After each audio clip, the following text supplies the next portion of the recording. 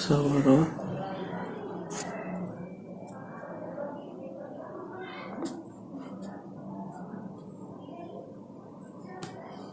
ऐसा आ सकता है। आओ हल्का सा पी लो। मौसम चेंज हो रहा ना। हाँ, नमस्कार दोस्तों, कहिए आप सभी लोगों का स्वागत है द मॉडर्न स्टडी में। और हम आज बात करेंगे, भाई मैंने आपके लिए एनवायरमेंट की वीडियो डाली थी कल, और उस वीडियो में मैंने अच्छी तरीके से मैंने सारी चीजें बताई हैं। मैंने आपके लिए एक गयासुद्दीन तुगलक की वीडियो बताई है, जिसमें मैंने अच्छे प्रकार से बताया है। और तुगलक वंश के लिए मैं आज सेकंड वीडियो, कल एक वीडियो बनाएंगे, तुगलक वंश खत्म कर लेंगे, ठीक है। तो तुगलक वंश के लिए मैंने आपको बताया था कि जो तुगलक वंश की स्थापना करी थी वो गयासुद्दीन तुगलक था, जिसका वास्तविक नाम मलिक फिरोज था, ठीक है। ये सारे खत्म कर चुके थे हम। उसके बाद में इसका जो बेटा था गयासुद्दीन तुगलक का, वो मतलब अगला सुल्तान बना। तो अगला सुल्तान बना था,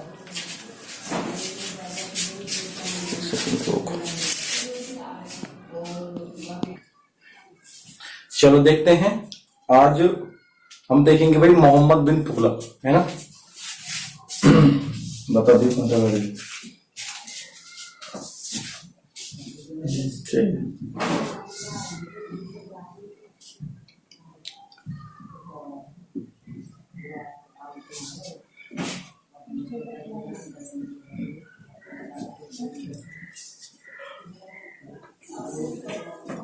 मोहम्मद बिन तुगलक जो था भाई, मोहम्मद बिन तुगलक 1325 से लेकर 1351 तक चला था इसका।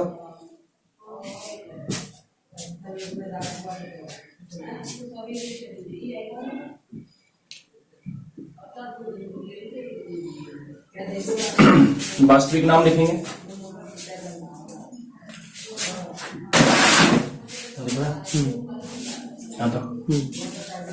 देखो भाई, सबसे पहले लिखेंगे वास्तविक नाम।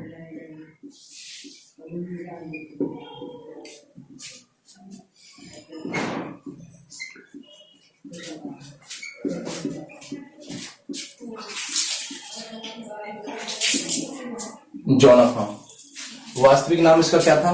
जौना खां था भाई, सब लोग जानते हो। उसके बाद में इसका जो शासनकाल चला था तुगलक वंश, ये तो आपको पता ही, मैं पहले बता चुका हूं। जो तुगलक वंश था सबसे लंबा चला था,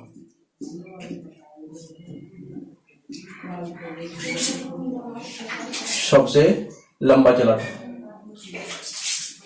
मोहम्मद बिन तुगलक के लिए पागल राजा भी कहा जाता था। इसके लिए पागल राजा भी कहा जाता था। और इसके जो शासनकाल के अंदर सबसे ज्यादा विद्रोह हुए थे, टोटल मिलाकर हम बात करें तो 34 विद्रोह हुए। और 34 विद्रोह का मतलब है दक्षिण भारत के अंदर 37 विद्रोह हुए थे, उत्तरी भारत के अंदर 7 विद्रोह हुए थे। सॉरी, दक्षिण भारत के अंदर 27 विद्रोह हुए, जबकि उत्तरी भारत की तरफ 7 विद्रोह हुए थे। वो कौन कौन से विद्रोह हुए, सारी बात करेंगे, ठीक है। मोहम्मद बिन तुगलक अपने आप में एक पढ़ा लिखा राजा था, मतलब पढ़ा लिखा सुल्तान था। इसने 5 इन्वेंशन किए, 5 आविष्कार किए, मतलब 5 तरीका के इसने एक चेंजिंग की, जिसमें सभी प्रकार से असफल रहा था। ये असफल रहा, लेकिन ये सबसे ज्यादा विद्वान था, सबसे ज्यादा विद्वान। तो लिखेंगे विद्वान।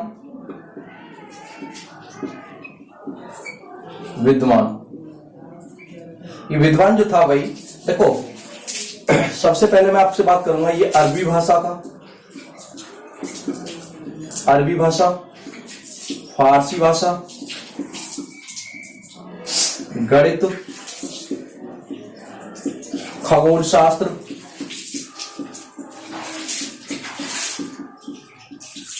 ज्योतिष शास्त्र,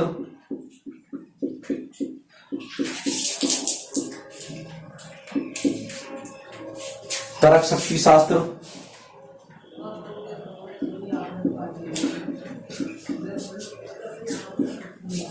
तर्क शक्ति और चिकित्सा। इन सारे ही विभागों से इसके पास में डिग्री प्राप्त थी। अब आप जान सकते हो कि ये कितना बड़ा विद्वान होगा। ये विद्वान ज्यादा होने के नाते, ये विद्वान ज्यादा था, इसी वजह से इसकी बात जनता के लिए और जनता की बात इसके लिए समझ में नहीं आती थी। आप समझ सकते हो, अगर आप एक परिवार में पढ़े लिखे हो, मानो अनपढ़ परिवार में पढ़े लिखे हो, तो आपकी बात घर वाले नहीं समझ पाएंगे और घर वालों की बात आपकी समझ में नहीं आएगी। कहने का मतलब यह है कि इसकी बात जनता के समझ में नहीं आती थी और जनता की बात इसकी समझ में नहीं आती थी। ये जनता से परेशान था, जनता इससे परेशान थी। एक बार क्या होता है, 1333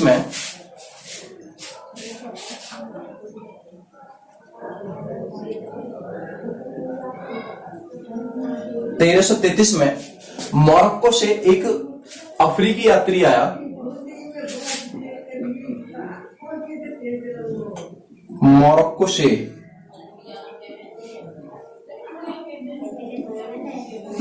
अफ्रीकी यात्री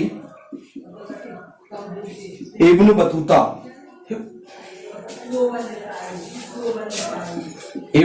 आया।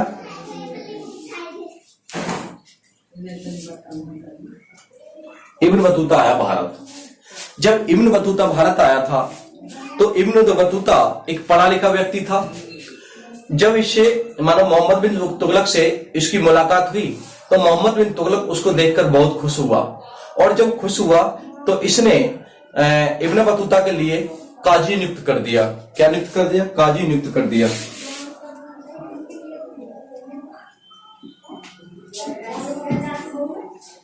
काजी नियुक्त किया और ये 8 साल तक काजी बन के रहा। 8 साल तक काजी बन के रहा। 8 साल तक काजी बन के रहा और 8 साल के बाद इसने एक पुस्तक लिखी जिसका नाम था रेहला नामक पुस्तक। एक पुस्तक लिखी रेहला,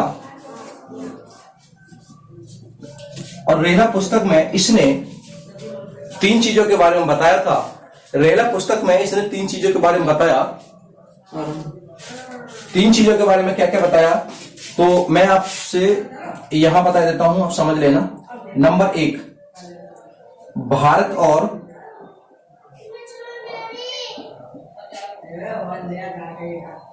कश्मीर,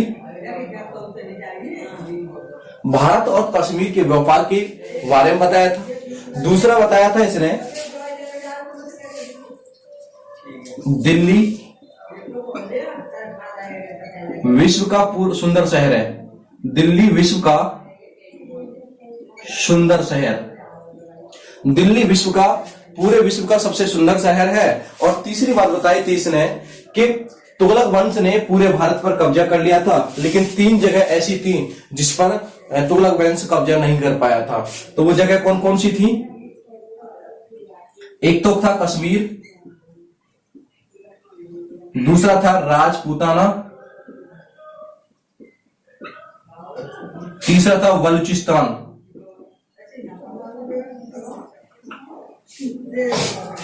समझ में आ रही है ना बात मेरी? मेरे भाई इसने 3 बात बताई, उस किताब में 3 बात बताई। रेहला नामक पुस्तक बहुत आती है, इंपोर्टेंट भी है। इब्न बतूता ने एक पुस्तक लिखी जिसका नाम था रेहला, और रेहला नामक पुस्तक में 3 बातें बताई कि भारत और कश्मीर के बीच व्यापार की संबंध।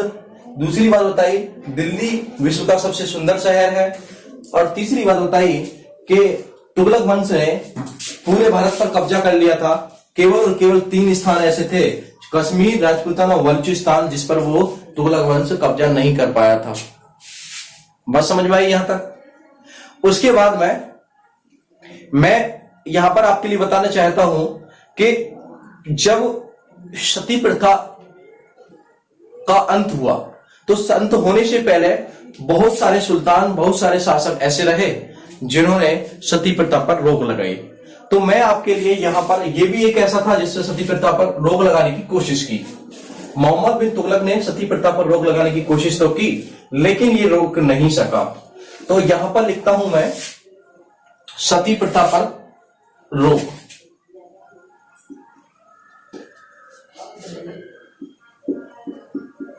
सती प्रथा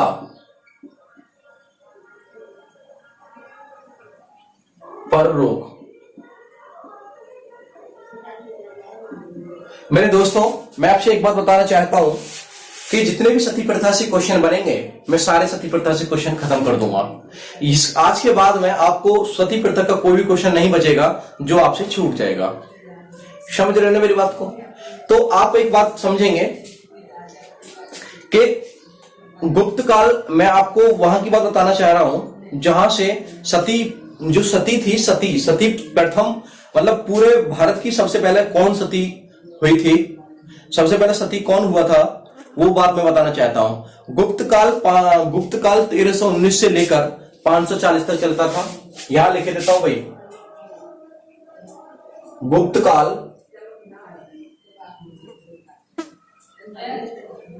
319 से लेकर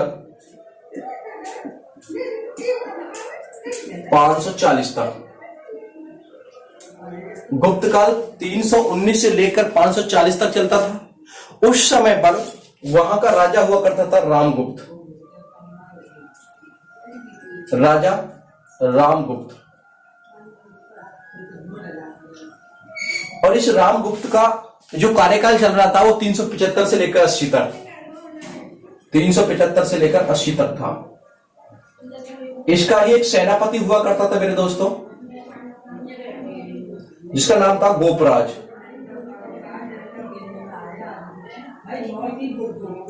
एक दिन क्या हुआ, गोपराज के लिए इसके राजा मतलब रामगुप्त ने युद्ध पर भेजा। जब युद्ध पर भेजा था तो गोपराज की क्या कर दी गई, हत्या कर दी गई। गोपराज की हत्या कर दी। और गोपराज की जो पत्नी थी, गोपराज की जो पत्नी थी वो सबसे पहले सती होने वाली महिला थी। गोपराज की जो पत्नी थी सबसे पहले सती होने वाली महिला थी। आप समझ गए हो। गुप्त काल में 319 से 540 के बीच में एक राजा हुआ करता था इस रंगवंश का, जिसका नाम था रामगुप्त। और रामगुप्त का जो शासनकाल था, कार्यकाल, वो 375 से लेकर 80 तक था। इसका ही एक सेनापति हुआ करता था जिसका नाम था गोपराज। गोपराज एक युद्ध में लड़ने गया और वहां पर इसकी हत्या हो गई, मतलब मार दिया गया। इसकी पत्नी सबसे पहली सती महिला थी। ठीक है। अच्छा सर, आप कहोगे सर हमें एक बात तो बताइए कि इस बात का वर्णन कहां मिलता है? तो इस बात का वर्णन मिलता है मेरे दोस्तों, एरड अभिलेख, एक अभिलेख है, उस अभिलेख का नाम है एरड अभिलेख। और एरड अभिलेख में ये बात मिलती है। आप कहोगे सर एरड अभिलेख को किसने लिखवाया था? तो हम बताएंगे भाई, एरड अभिलेख जो लिखवाया था वो लिखवाया था भाई भानुगुप्त ने। ठीक है भाई, एरड अभिलेख जो लिखवाया था वो लिखवाया था भानुगुप्त।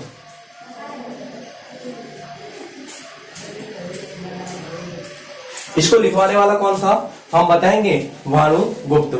तो ये बात तो आपकी समझ में आ गई होगी कि कौन कहां से कैसे सती हुई। ठीक है। उसके बाद में मोहम्मद बिन तुगलक ने अपने शासनकाल में ये देखा कि भाई कुछ तो गलत हो रहा है।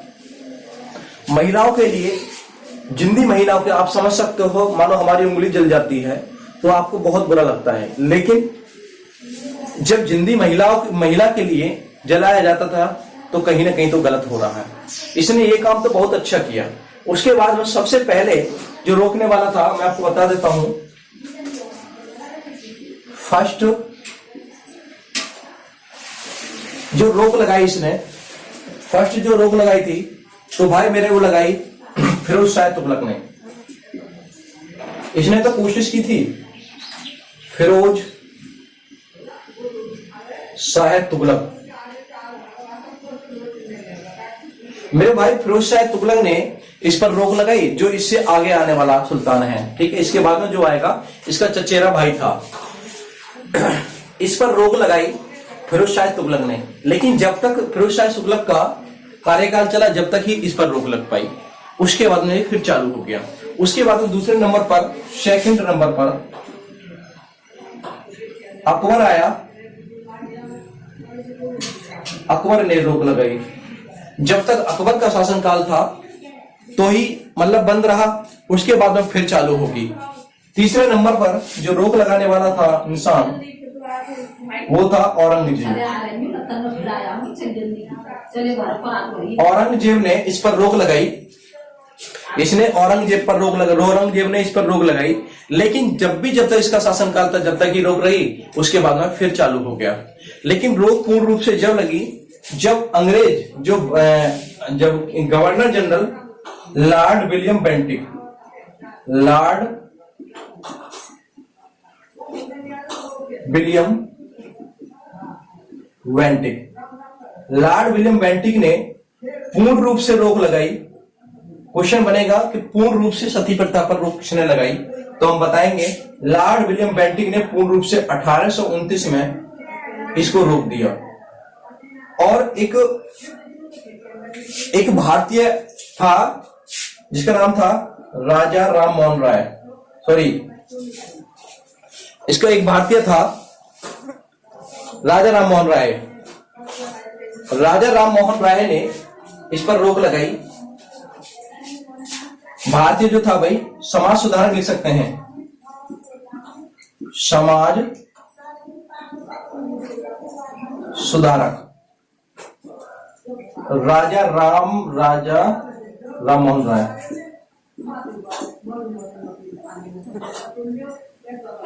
इसका सहयोग किया और 1829 में पूर्ण रूप से इस पर रोक लगा दी, ठीक है भाई। उसके बाद में हम आगे चलते हैं। एक बार दोबारा समझ लीजिए कि मोहम्मद बिन कासिम का 1325 से लेकर 1351 तक ये शासनकाल चला था। इसका वास्तविक नाम जो था वो जौना खां था। ये भाई किसका पुत्र था? गयासुद्दीन तुगलक का पुत्र था, गयासुद्दीन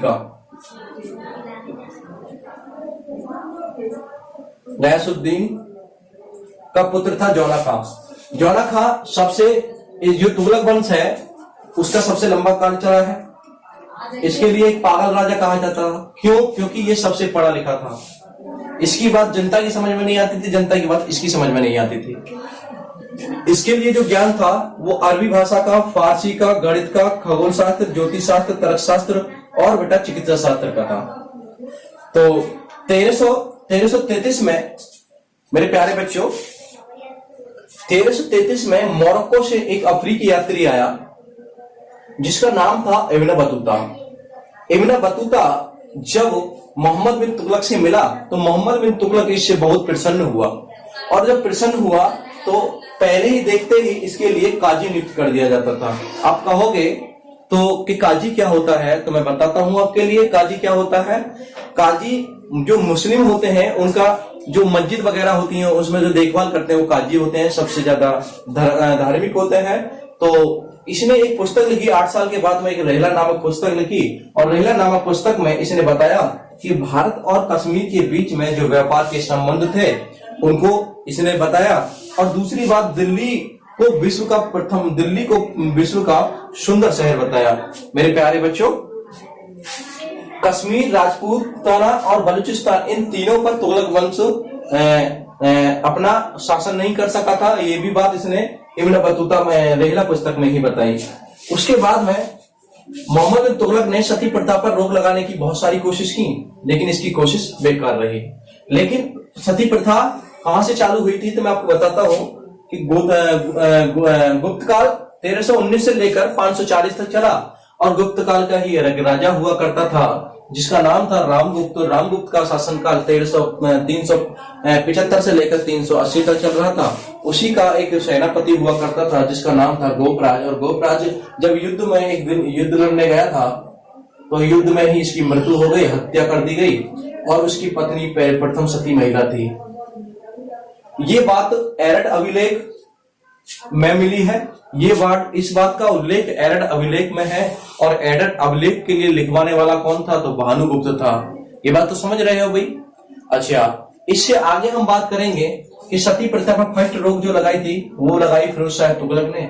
जब तक इसका शासन था, जब तक रोक रही, उसके बाद फिर चालू हो गई। सेकंड लगाने वाला अकबर था, इसने भी जब तक रोक लगी।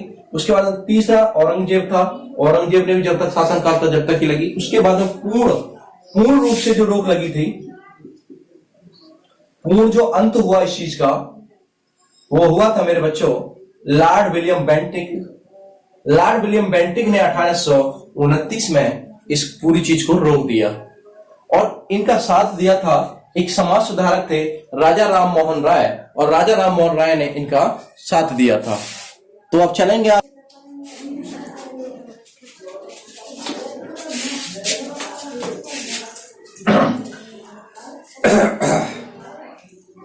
आगे चलेंगे।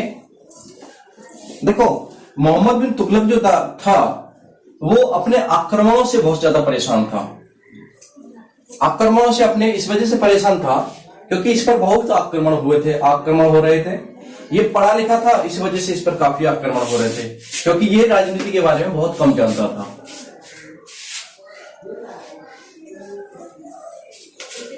अच्छा, आगे चलेंगे भाई।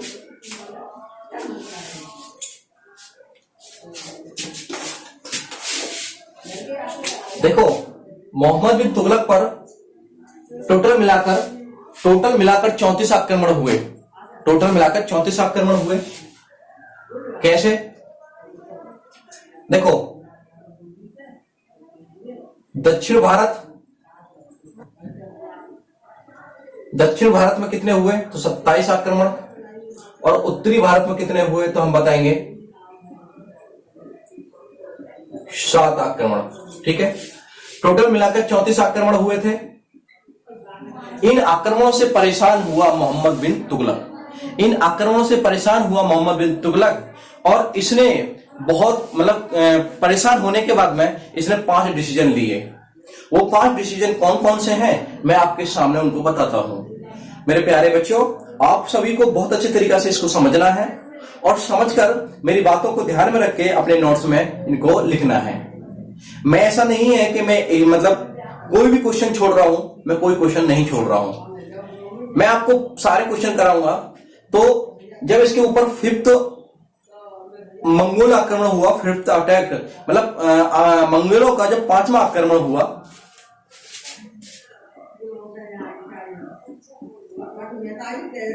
मंगोलों का 5th आक्रमण,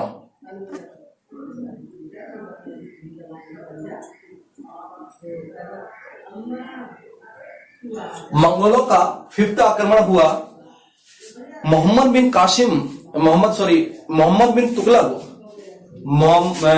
तुगलक परेशान हुआ।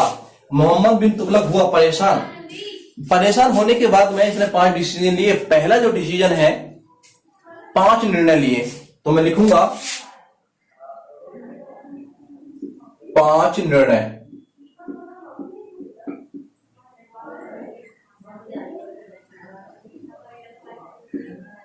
नंबर 1, पहला जो डिसीजन था इसका, वो राजधानी दिल्ली से इसने राजधानी को दिल्ली से देवगिरी पहुंचा दिया, क्योंकि देवगिरी महाराष्ट्र में पड़ता है। जब दिल्ली था तो दिल्ली इधर से जम्मू कश्मीर की तरफ उत्तर से आक्रमण हो रहे थे। तो जब ये उत्तर आक्रमण हो रहे थे, तो जब ये उत्तर जाता था, कहने का मतलब है, इस तरीका से आप समझ रहे हो, इस तरीका से भारत है ऐसे,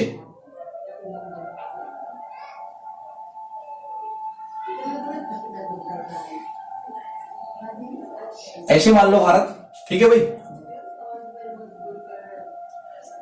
जब ये उत्तर में आक्रमण हो रहे थे, उत्तर और दक्षिण, तो इसकी राजधानी दिल्ली है। जब ये आक्रमण करता था, जब यहां से उत्तर से आक्रमण होते थे, पहले यहां जाता था ये, लेकिन जब यहां पर जाता था तुरंत यहां दक्षिण की तरफ आक्रमण हो जाते, फिर यहां से यहां पर आता था। परेशान हुआ मोहम्मद बिन तुगलक। परेशान होने के बाद में इसने अपनी राजधानी या दिल्ली से महाराष्ट्र कर दी।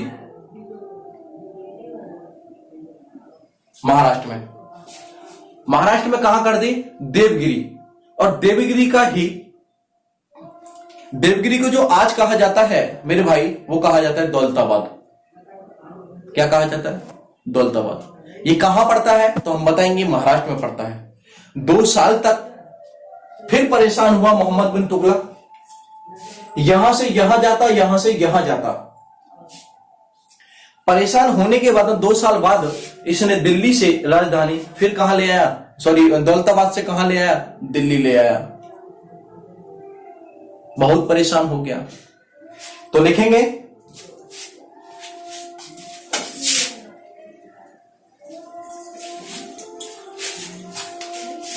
तो लिखेंगे मेरे प्यारे मित्रों,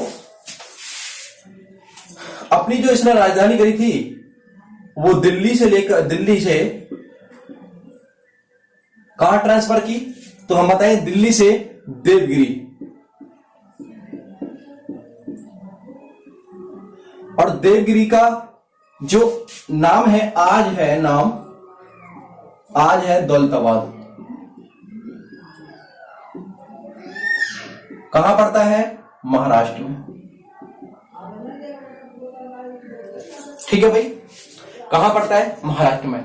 लेकिन उसके बावजूद भी लगातार आक्रमण हुए और ये फिर देवगिरी से, पहले दिल्ली से कहां गया, मतलब यहां से ट्रांसफर की इसने यहां पर राजधानी। उसके बाद में जब परेशान हुआ तो फिर देवगिरी से फिर कहां ले आया? दिल्ली। 2 साल के बाद में लेकर आया था। ठीक है, 2 साल बाद। समझ रहे ना? पहला इन्वेंशन इसका तो ये रहा था। दूसरी बात करेंगे खुरासान अभियान की विफलता।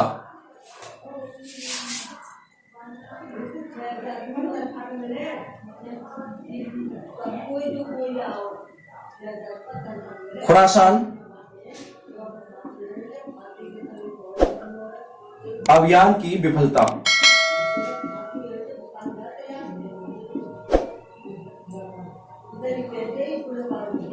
खुरासान अभियान की विफलता क्या थी भाई? खुरासान अभियान की विफलता थी कि ये देखो, अर्थव्यवस्था इसकी कमजोर पड़ गई थी, तो इसने कहा अपनी सेना से कहा कि हम खुरासान पर आक्रमण करेंगे, हम खुरासान पर आक्रमण करेंगे। खुरासान कहां पड़ता है? तो मैं आपको बताना चाहता हूं कि यह अफगानिस्तान में पड़ता है।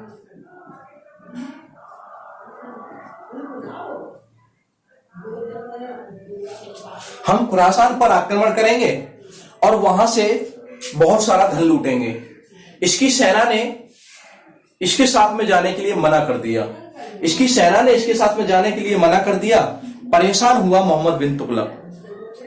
सेना ने कहा कि अफगानिस्तान यहां से लगभग 1200 किलोमीटर पड़ता है, जाने में और आने में बहुत टाइम लग जाएगा, तो बच्चे क्या खाएंगे?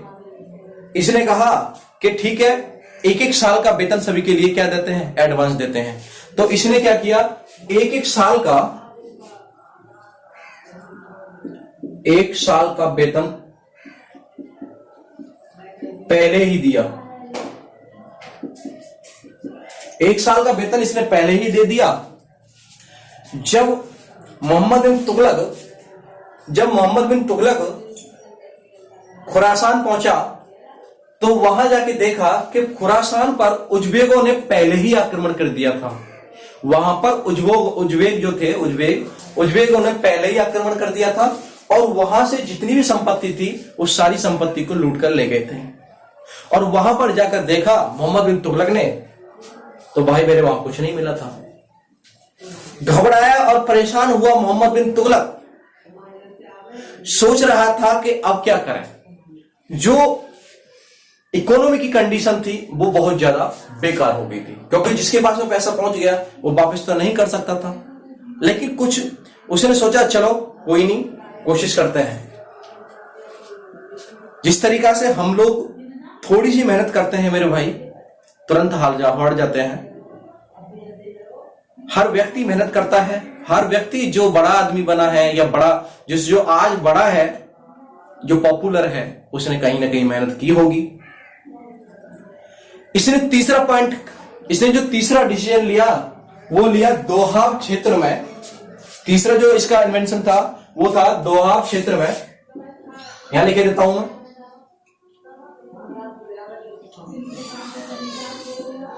दोहाब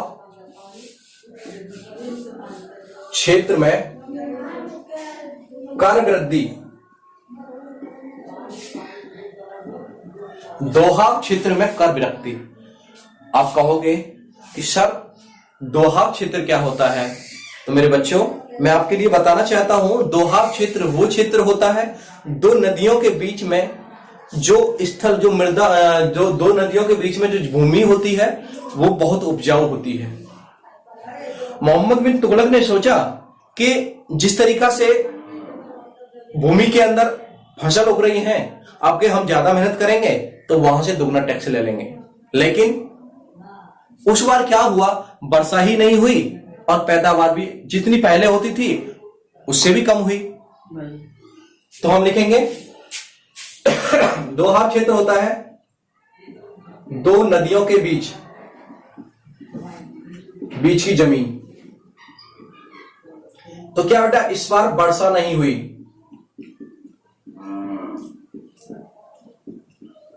और जितना पहले टैक्स मिलता था उतना भी नहीं मिला। उसके बाद में इसके दिमाग में आया चौथा आइडिया, चौथा डिसीजन। तो हम लेंगे चौथा डिसीजन क्या था, इसने कहा कि सांकेतिक मुद्रा का विमुद्रीकरण करते हैं, प्रचलन करते हैं। ठीक है, सांकेतिक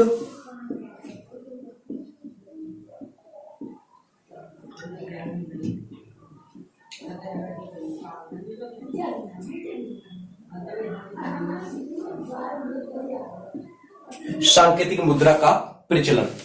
मेरी आवाज समझ में आ रही है सभी लोगों के लिए? दोस्तों, इसने सोचा इसके शासनकाल में चांदी के सिक्के चलते थे। चांदी के सिक्कों को टका बोला जाता था और तांबे को जीतर बोला जाता था। इसके शासनकाल में चांदी के सिक्के चलते थे, तो इसने सोचा चांदी के सिक्कों को बंद कराकर एक टोकन चलाई जाए।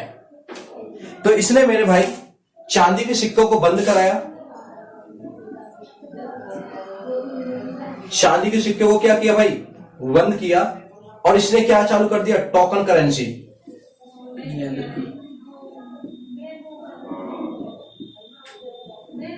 टोकन करेंसी चालू कर दी। लेकिन क्या होता है, टोकन करेंसी जो थी भाई मेरे, वो लेदर की बनी हुई थी, लेदर। लोगों ने चांदी के सिक्कों को घर पे रख लिया और उस लेदर के अपने ही घर पर सिक्के बनाने चालू कर दिए, और अर्थव्यवस्था बहुत बुरी तरीका से डगमगा गई। मोहम्मद बिन तुगलक की अर्थव्यवस्था को बहुत बुरी तरीका से डगमगा गई, और यहां पर फेल हुआ मोहम्मद बिन तुगलक। ठीक है, उसके बाद में कहा जाता है, जो इतिहासकार एल्फस्टीन है उसने कहा था कि मोहम्मद बिन कासिम बहुत लड़ा अपने आप से। ठीक है, और आज जब मोदी जी ने नोटबंदी की थी, उनके अंदर भी मोहम्मद बिन तुगलक के गुण देखे गए। अखबार में नेक्स्ट डे आया था कि आज के मोहम्मद बिन तुगलक पागल रचा, इस तरीका से लिखा हुआ आया था, क्योंकि वहां पर भी विमुद्रीकरण किया गया, यहां पर भी किया गया था। ठीक है, आगे चलेंगे। कहा यह जाता है कि हर 10 साल के अंदर विमुद्रीकरण होना चाहिए, करेंसी चेंज होनी चाहिए। ठीक है, आगे करेंगे। इसने फिर उसके बाद में क्या किया, कराचील अभियान की विफलता। तो हम लिखेंगे 5वां, कराचील अभियान।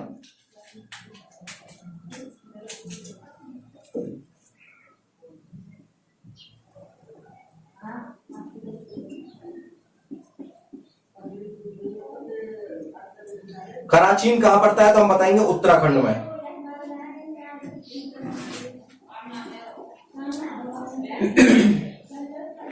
कहां पड़ता है भाई, उत्तराखंड में पड़ता है। ठीक है, यहां पर क्या हुआ था, ये पर्वतीय क्षेत्र है। कराचीन क्या है, पर्वतीय क्षेत्र।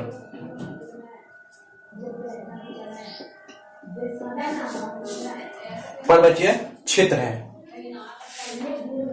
मोहम्मद बिन तुगलक ने कहा इस पर कब्जा कर कराची क्षेत्र से कुछ लूटा जाए, इस पर कराची क्षेत्र पर कब्जा किया जाए, और करवा क्षेत्र, ये जो पर्वतीय क्षेत्र था, और यहां पर से कब्जा करके कुछ लूटा जाए, जिससे हमारी इकोनॉमी की अच्छी हो जाए। लेकिन यहां पर बहुत ठंड थी, लेकिन इस बात का मोहम्मद बिन तुगलक के लिए पता नहीं था कि वहां पर इतनी ठंड भी है। मोहम्मद बिन तुगलक अपनी सेना को लेकर ऐसे ही चला गया, और वहां पर जाकर देखा तो काफी ठंड थी। आधी सेना ठंड से ही मर गई, और यहां लिखेंगे आधी सेना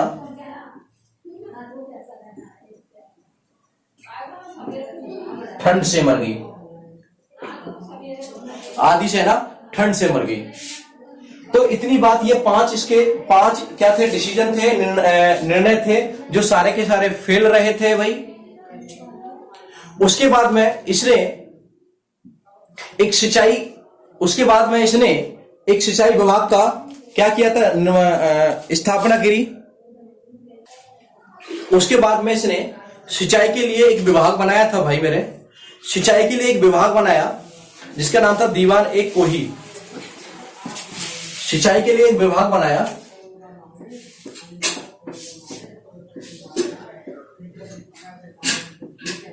उसका नाम था दीवान ए कोही।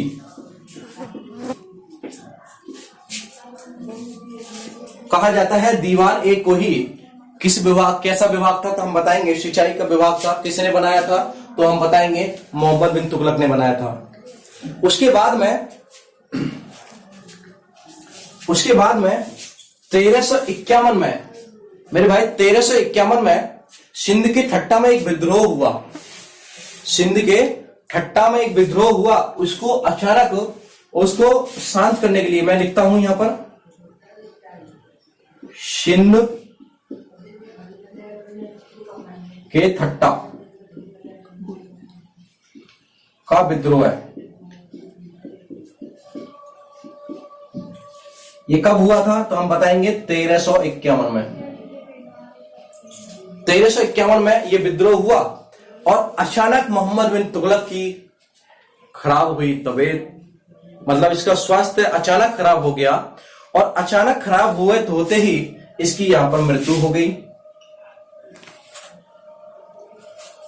1351 में अचानक इसकी मृत्यु हुई। इसके साथ में अपना चचेरा भाई फिरोज शाह तुगलक था, तो इसने वहीं पर अपने अगला जो सुल्तान नियुक्त किया वो करा था फिरोज शाह तुगलक। तो मेरे दोस्तों, हम जो अगला राजा पढ़ेंगे, अगला सुल्तान पढ़ेंगे, वो पढ़ेंगे फिरोज शाह तुगलक के बारे में। और फिरोज शाह तुगलक के सारी चीजें फिरोज शाह तुगलक के बारे में पढ़ेंगे। तो ठीक है, नमस्कार। अगर मेरी वीडियो आप लोगों के लिए समझ में आ रही हो तो आपसे केवल एक ही रिक्वेस्ट है, मेरे कमेंट्स बॉक्स में कमेंट लिखकर भेजें। मेरे प्यारे बच्चों, अगर आपको कुछ समझ में नहीं आ रहा हो तो भी कमेंट करके भेजें।